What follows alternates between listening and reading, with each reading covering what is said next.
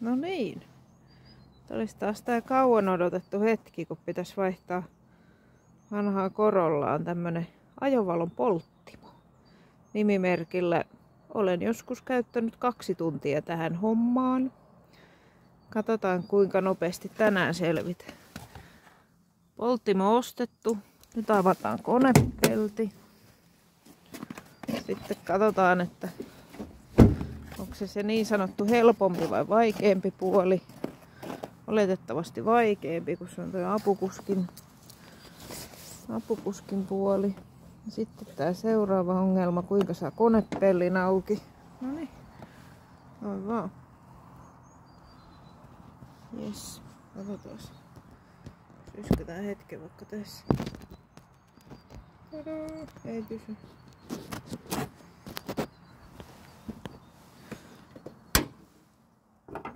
No niin.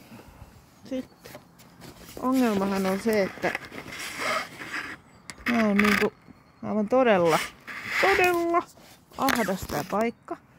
Eli se on täällä takana se polttimo. Katsotaas. Nipsut sivuun.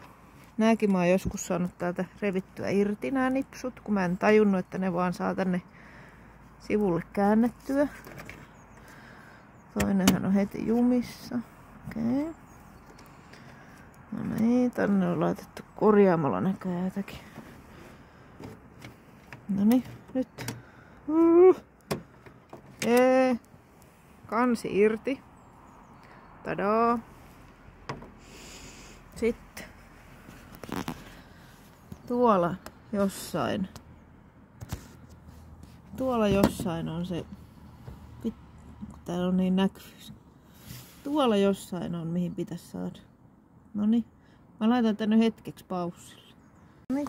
Nyt on ongelma taas se, että mä en saa tuota helvetin nipsua tuolta irti. Vittu. Mulla on mielestäni suhteellisen pienet kädet, mutta ei. Tässä hommassa kaikki kädet on liian suuri. Perkele. Kun ei sinne edes näe. No, yritetään. Pieni hetki menee. No niin, herra jumala, mä sain jotenkin sen nipsun sieltä nyt auki. Eli sen pinnin, jolla se helkkarin polttimo on kiinni.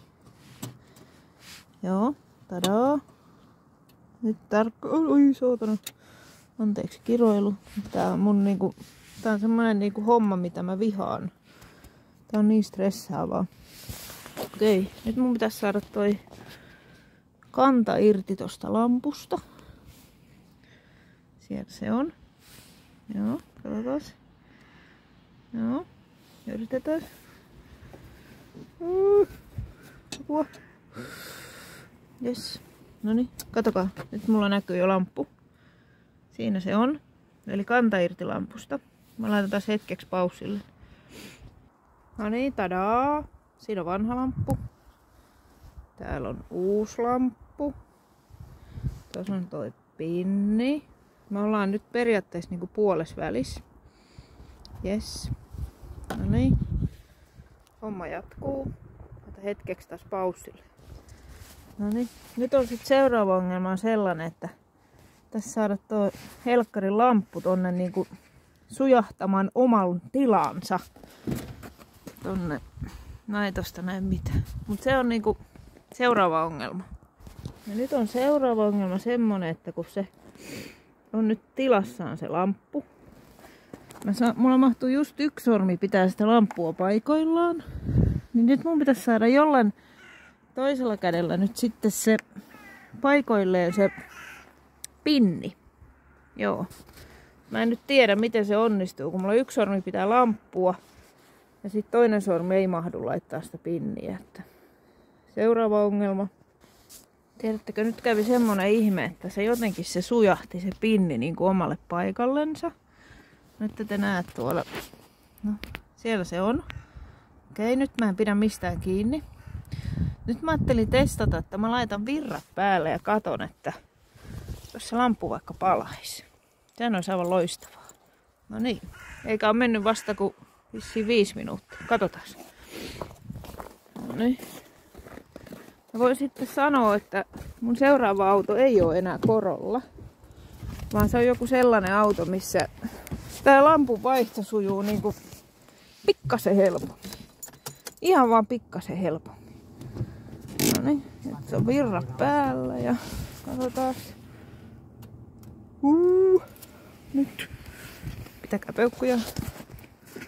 Palaako? Palaako? Palaako? Ja toi on se niinku tää mitä ei vaihdettu. Katsokaa! Yes! Jee! Se palaa! Eli nyt enää laitetaan toi kansi paikallaan. Ollaan melkein jo voitospuolella. Näyttää, että tullut vasta yksi tommonen viiltohaava sormeen tässä hommassa. Yksi kerta mulla oli nää ihan verillä nää rystyset. Siis tuolla on todellakin niinku semmosen lapsen käden verran tilaa.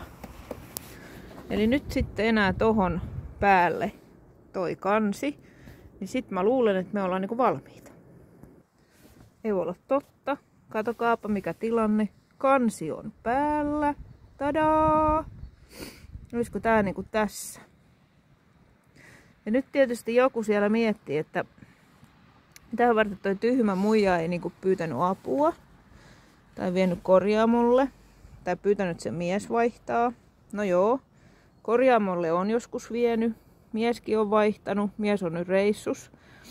Paappa lupasi auttaa, mutta mä ajattelin, että on tiettyjä asioita, joita 40-vuotiaan ihmisen pitäisi osata jo itse. Mä ajattelin, että tää olisi yksi semmonen. Mutta tosiaan halutessani saan apua. Mutta joskus on tulemaan sellainen fiilinki, että pitäisi niinku itsekin jotakin osata tässä elämässä. Niinku ilman apua. Ja tää oli nyt semmonen juttu. Jes, taisteluvoitto.